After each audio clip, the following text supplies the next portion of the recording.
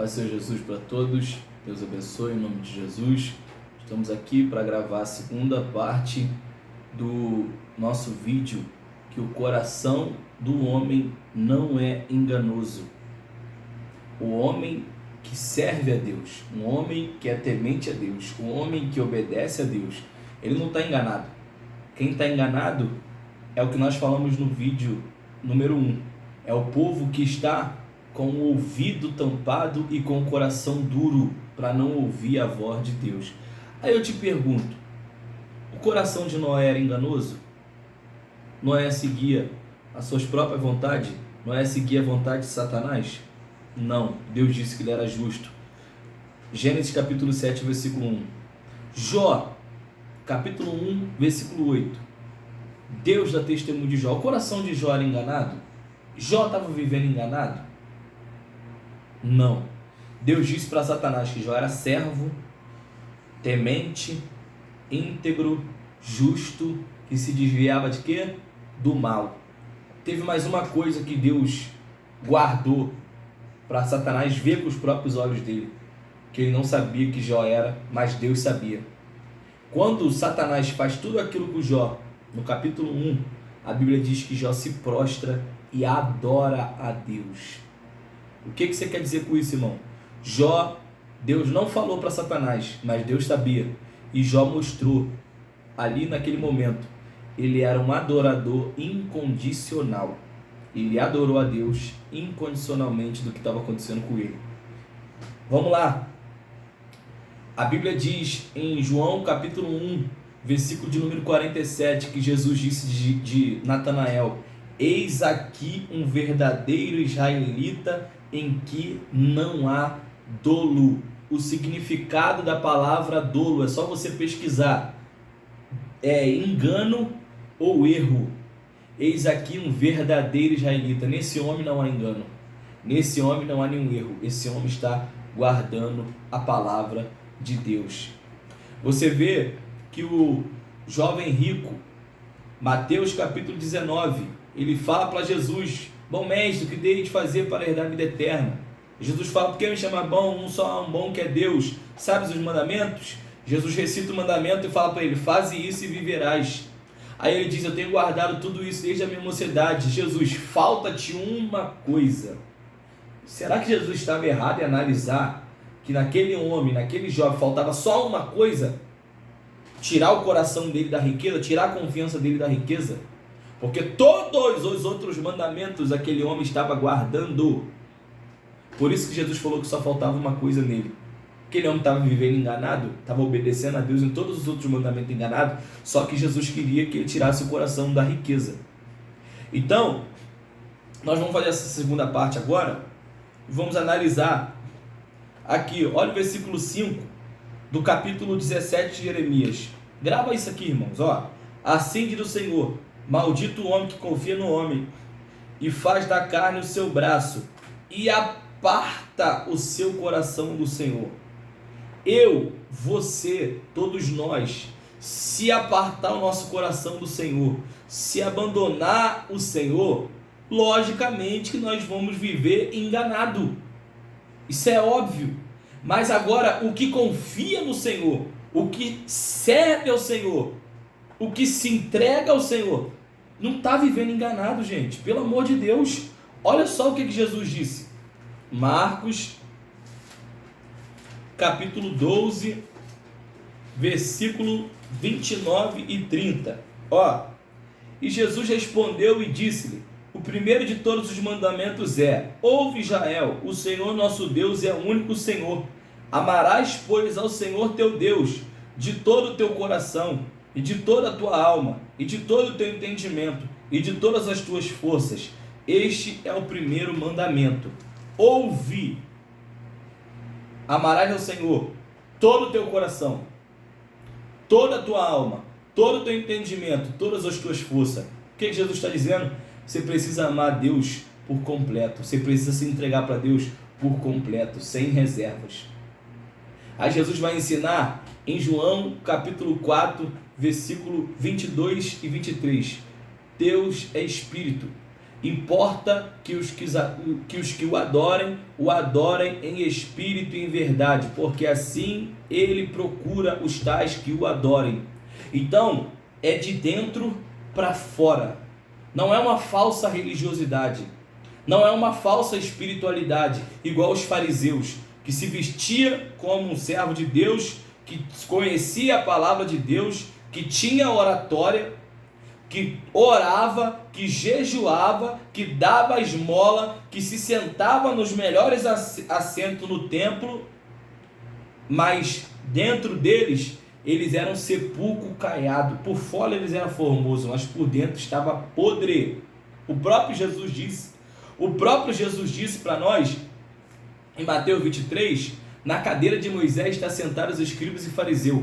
Observem e pratica tudo o que ele vos ensina, mas não procedem em conformidade com as suas obras, porque eles ensinam, mas não vivem.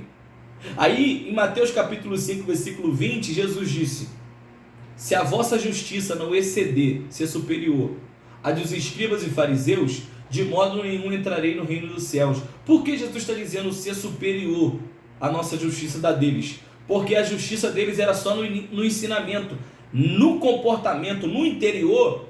Não, eles não agradavam a Deus. Jesus disse: vocês precisam ser superior, vocês precisam viver a verdade e vocês precisam ensinar a verdade, senão não vão entrar no reino dos céus.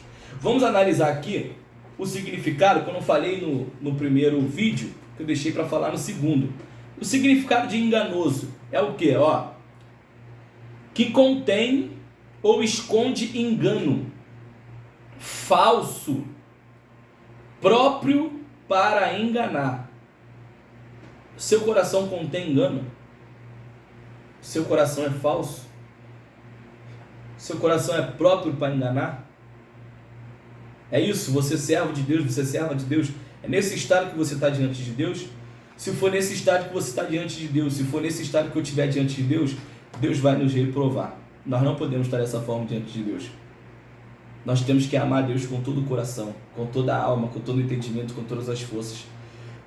No primeiro livro do profeta Samuel, no capítulo 16, Samuel vai na casa de Jessé para ungir o rei. Só que Deus não falou o nome do rei. Quando ele chega lá, porque ele está com medo de Saul matar ele, e quando ele chega lá, ele vê Eliabe, e se você analisar, Eliabe tem os mesmos traços que Saul. É grande, é formoso, é belo. Só você analisar lá. Tem estatura de guerreiro. Só que Deus fala para Samuel, quando ele vê Eliabe, fala: esse aí é o rei. Deus fala para Samuel: Samuel, eu não olho a aparência do homem, eu olho o coração, eu olho o que está dentro. Aparentemente, nos teus olhos, é o mesmo perfil do perfil de Saul. Esse aqui é o rei, mas eu não olho o que está fora, eu olho o que está dentro. O principal, aonde Deus vai medir, é dentro. Não adianta eu estar vestido como crente, eu orar como crente, eu ler a Bíblia como crente, eu jejuar como crente, eu dar esmola como crente, eu estar sentado no templo como crente, eu entrar no templo para adorar a Deus, entre aspas, como crente, se o meu coração está podre, se dentro de mim eu estou desviado. Não adianta. Como Deus disse lá no capítulo 7 de Jeremias, o estado que o povo estava. Agora nós vamos analisar aqui, Jeremias capítulo 29. Olha o que Deus vai falar para esse povo. Jeremias capítulo 29, versículo 10 até o versículo 13, Porque assim diz o Senhor: certamente que passados 70 anos em Babilônia, vos visitarei e cumprirei sobre vós a minha boa palavra, tornando a trazer-vos a este lugar. Porque eu bem sei os pensamentos que tenho a vosso respeito, diz o Senhor, pensamentos de paz e não de mal, para vos dar o fim que esperais. Então me invocareis e ireis e orareis a mim, e eu vos ouvirei. Agora, e buscar-me-eis e me achareis, quando me buscardes com todo o vosso coração, com todo o vosso ser. Quando vocês me buscar 100%, quando vocês me buscarem de verdade, aí vocês vão me achar. Aí vocês vão ter comunhão comigo. Agora nós vamos analisar aqui alguns versículos que nós vamos ver, porque talvez alguém vai dizer, mas a Bíblia diz em Mateus capítulo 15,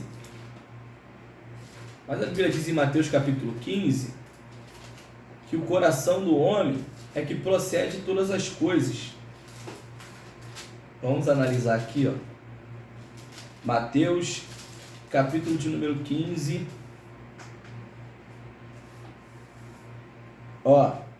Vamos ler o versículo 8 primeiro. Mateus 15, versículo 8. Este povo se aproxima de mim com a sua boca e me honra com os seus lábios, mas o seu coração está longe de mim. Mas em vão me adoram, ensinando doutrinas que são preceito dos homens. Jesus está repreendendo aqui os fariseus e a tradição deles, porque eles estão dizendo que os discípulos estão comendo pão sem lavar a mão. Aí eles vão querer repreender Jesus e os discípulos. Aí Jesus vai falar assim: vocês são hipócritas, vocês me honram com o lábio, mas o coração de vocês está longe de mim. Vocês estão me louvando em vão vocês estão me adorando, porque isso aí não é o que eu quero. Eu quero vocês por inteiro. Aí Jesus vai falar no versículo 17: ainda não compreendeis que tudo que entra pela boca desce para o ventre e é lançado fora no esgoto? Mas o que sai da boca procede do coração, e isso contamina o homem. Porque do coração procedem os maus pensamentos, mortes, adultérios, fornicação, furtos, falsos testemunhos e blasfêmias.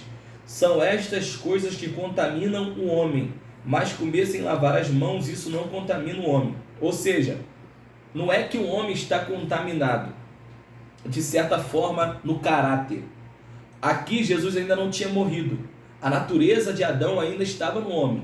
O sangue de Jesus não tinha sido derramado ainda, como foi prometido em Gênesis 3,15, porque Jesus veio para poder nos limpar do que Adão nos sujou.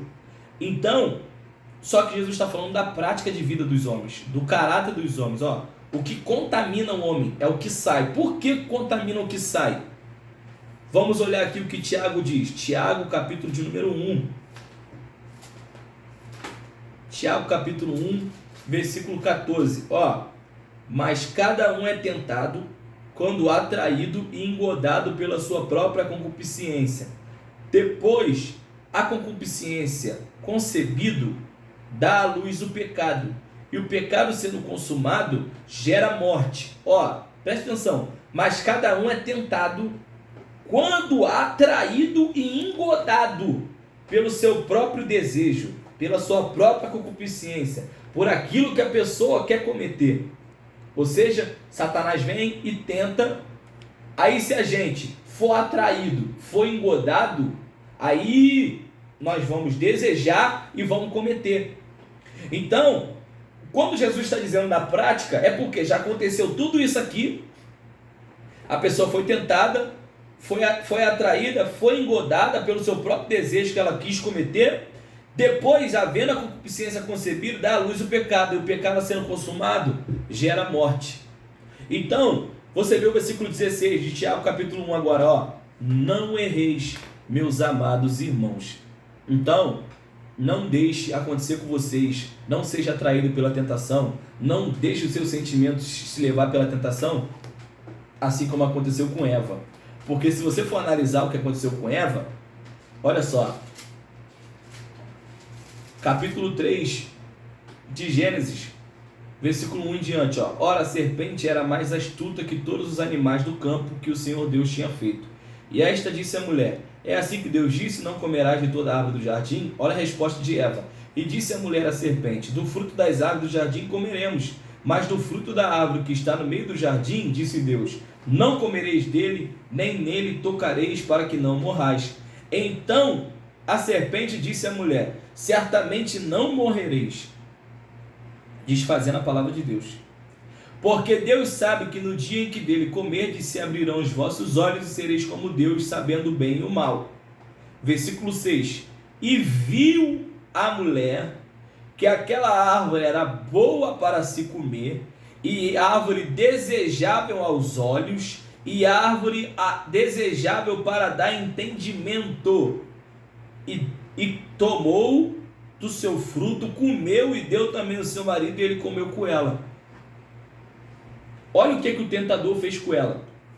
Tentou, na primeira, ela veio firme. Não pode comer nem tocar.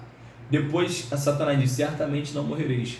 Deus sabe que no dia que você comer, vai abrir os olhos e você vai ser como Deus, conhecendo bem o mal. Depois disso, Satanás consegue engodar ela. E viu a mulher que aquela árvore era boa para se comer. Quanto tempo Eva estava no jardim do Éden já? A gente não sabe ao certo a data, mas ela já estava há tempos no jardim do Éden e não achou a árvore desejável. Por que não? Porque a serpente ainda não tinha vindo tentar ela. Diz em Apocalipse que a serpente, a antiga serpente, é Satanás. Então Satanás ainda não tinha tentado ela. Você vê que quando vem a tentação, e viu ela que aquela árvore era boa para se comer, e agradável aos olhos, e árvore desejável para dar entendimento. Então, mexeu na mente, mexeu no sentimento, mexeu no desejo de Eva e chamou Deus de mentiroso, porque disse: certamente não morrereis. Então, Deus mentiu, você não vai morrer, come.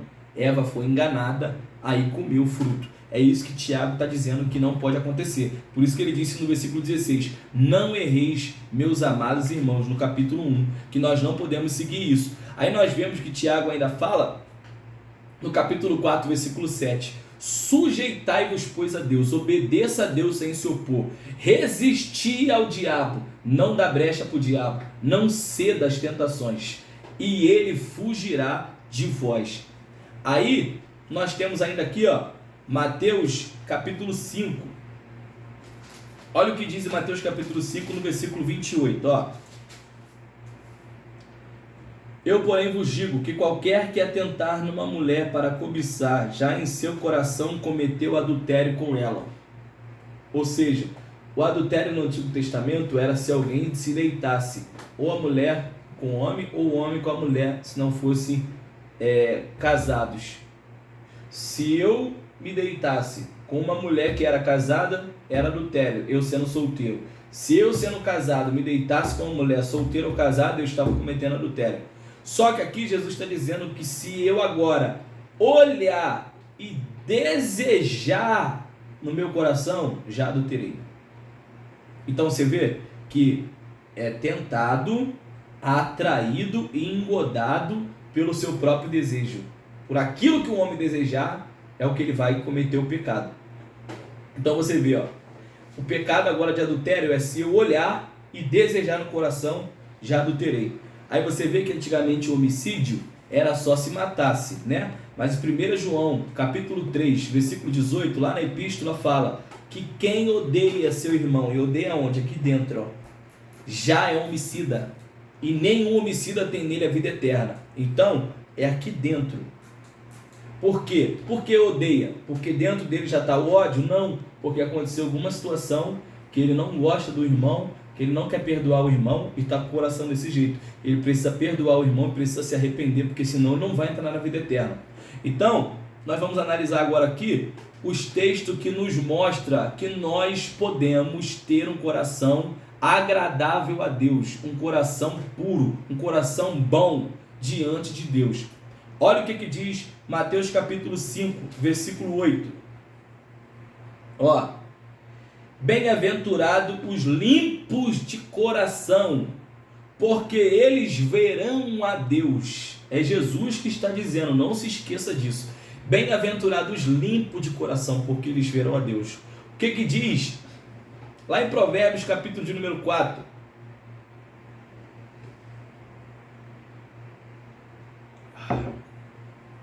Provérbios capítulo 4, versículo de número 23. De tudo o que se deve guardar, vamos abrir lá. De tudo o que se deve guardar, guarda o seu coração, porque dele procede as saídas da vida. Sobre tudo o que se deve guardar, guarda o teu coração, porque dele procede as fontes da vida, ou depois a saída da vida. Olha só, gente, 24. Desvia de ti a falsidade da boca e afasta de ti a perversidade dos lábios. Então guarda o seu coração. Olha só o que a Bíblia diz mais. Eu não vou abrir todos, mas eu vou abrir alguns para nós analisarmos. Daniel capítulo 1, e você conhece, versículo 8. Daniel propôs no seu coração não se contaminar com os manjares do rei. Misael, Ananias e Azarias também proporam no coração, seguiram o que Daniel fez, falaram também: não vamos se contaminar, não. Então, se o coração é mau, como o coração mau vai se propor a não se contaminar? O coração de quem está servindo a Deus verdadeiramente não tem maldade no coração dele. Ele precisa vigiar para Satanás não setar, para não tentar ele e ele cair. Ele precisa vigiar para não, se alguém fizer algo com ele, ele não guardar no coração. Isso sim tem que fazer, mas se não vigiar, vai ter.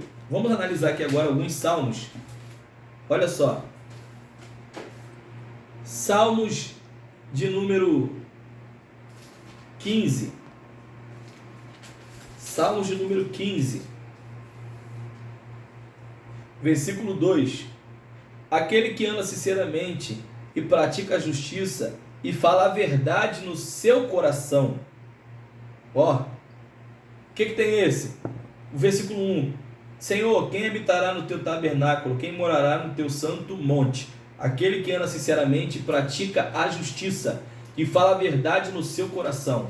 É esse que vai entrar no monte santo do Senhor. Salmos 24, verso 4. Aquele que é limpo de mãos e puro de coração, que não entrega a sua alma à vaidade, nem jura enganosamente, este receberá a bênção do Senhor e a justiça do Deus da sua salvação. Esta é a geração daqueles que buscam a tua face, ó Deus de Jacó. Olha só, é esses que vão entrar no céu. Aí, nós vemos aqui, ó, primeiro livro do profeta Samuel, capítulo de número 12, versículo 22 ao 25. Olha o que diz. Ó, pois o Senhor, por causa do seu grande nome, não desamparará o seu povo, porque aprove ao Senhor fazer-vos o seu povo. E quanto a mim, longe de mim que eu peque contra o Senhor, deixando de orar por vós. Antes vos ensinarei o caminho bom e direito. Tão somente temei ao Senhor e servi-o fielmente com todo o vosso coração, porque vede quão grandes coisas vos fez. Agora, ó, porém, se perseverardes em fazer mal, perecereis assim vós como o vosso rei. Então, olha o que Samuel está chamando o povo para fazer. Versículo 24, vale a pena repetir, ó. Tão somente temei ao Senhor e servi-o fielmente com todo o vosso coração. Serve a Ele fielmente, tema a Ele por inteiro, com todo o seu ser, com todo o seu coração. Mostrando a Bíblia que tem como fazer isso, servir a Deus fielmente e agradar a Deus com todo o nosso coração. Segundo livro dos reis de Israel, capítulo 23. Olha o que diz a Bíblia, a partir do versículo 21. O rei deu ordem a todo o povo, dizendo: celebrai a Páscoa ao Senhor vosso Deus, como está escrito no livro da aliança. Porque nunca se celebrou tal Páscoa como esta desde os dias dos juízes que julgaram a Israel, nem em todos os dias dos reis de Israel, nem tampouco dos reis de Judá. Porém, no ano 18º do rei Josias, esta Páscoa se celebrou ao Senhor em Jerusalém. Olha agora o versículo 25. E antes dele não houve rei semelhante que se convertesse ao Senhor com todo o seu coração, com toda a sua alma e com todas as suas forças, conforme toda a lei de Moisés. E depois dele nunca se levantou outro tal. Olha que grande exemplo aqui. Josias, antes dele não teve rei semelhante que se convertesse a Deus com todo o seu coração, com toda a sua alma, com todas as suas forças. Olha aqui que exemplo para mim e para você. Vamos agora analisar aqui alguns versículos agora no Novo Testamento. Ó, Paulo falando, 1 Timóteo capítulo de número 1, versículo 5. Olha o que está escrito. Glória a Deus.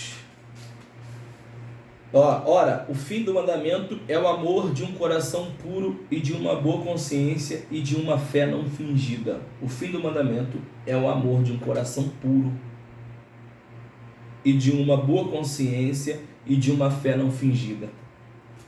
Vamos lá, acaba aqui não. 2 Timóteo capítulo 2, versículo 22.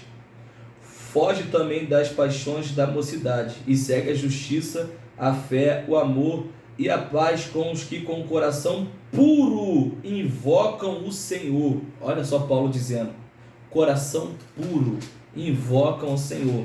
Acabou, irmão? Não acabou. Hebreus capítulo 3, a partir do versículo 7. Olha só que tremendo, irmãos. Portanto, como diz o Espírito Santo, se ouvirdes hoje a sua voz, não endureçais os vossos corações, como na provocação no dia da tentação no deserto, onde os vossos pais me tentaram, me provaram e viram por 40 anos as minhas obras. Por isso me indignei contra esta geração e disse, estes sempre erram em seu coração e não conheceram os meus caminhos. Assim jurei na minha ira que não entrarão no meu repouso. Agora no versículo 12 vai falar com o povo que está recebendo essa carta e para nós hoje em dia, para analisar o exemplo do povo de Israel lá no deserto, o que aconteceu. 600 mil homens, fora mulheres e crianças, saíram do Egito. Aproximadamente 2 milhões ou 3 milhões de pessoas saíram do Egito. Não ouviram a voz do Espírito Santo, não ouviram a palavra de Deus, endureceram o seu coração. Dos 600 mil homens, fora mulheres e crianças, só 2, Josué e Caleb, entrou na terra prometida. Eles ficaram 40 anos no deserto. Só quem entrou na terra prometida com Josué e Caleb foi os meninos e as meninas de 20 anos para baixo. Então, quem nasceu no deserto que entrou na terra prometida? Todos os que saíram do Egito, só Josué e Caleb não morreram. Então você vê, Deus, através do simbolismo lá, né, nos umbrais, colocou lá o sangue simbolizando o sacrifício de Cristo. Deus tirou eles com mão forte do Egito, certo? Mas Deus não tirou o Egito de dentro deles.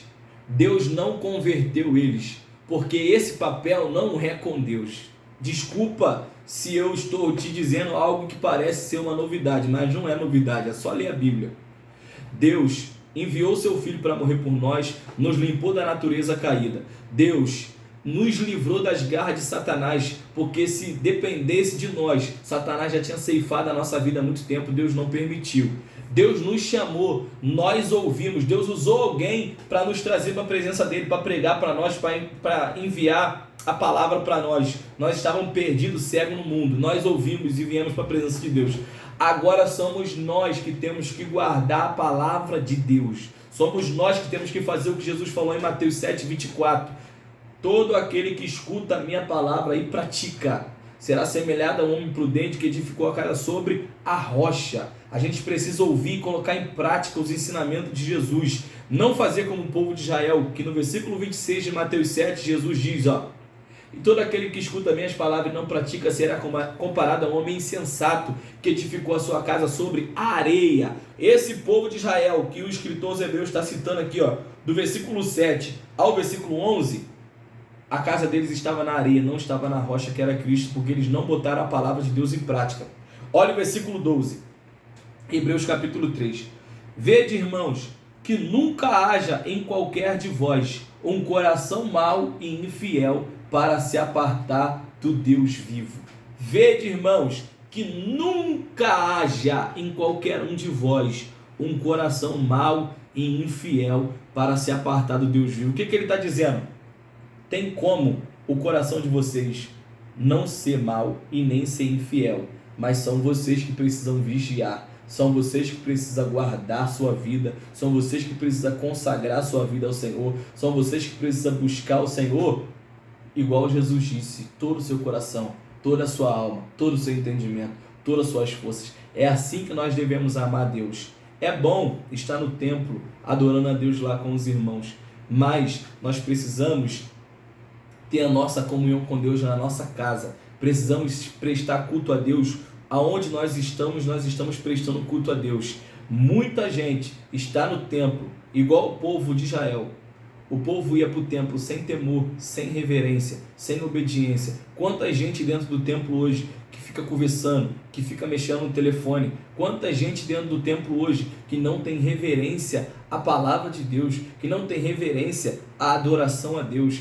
Gente, precisamos mudar isso. Precisamos estar preparados para a vinda do Senhor Jesus. Eu vou dar para vocês aqui mais um versículo. Eu poderia dar aqui para vocês mais 10 versículos. Eu vou colocar lá nos comentários.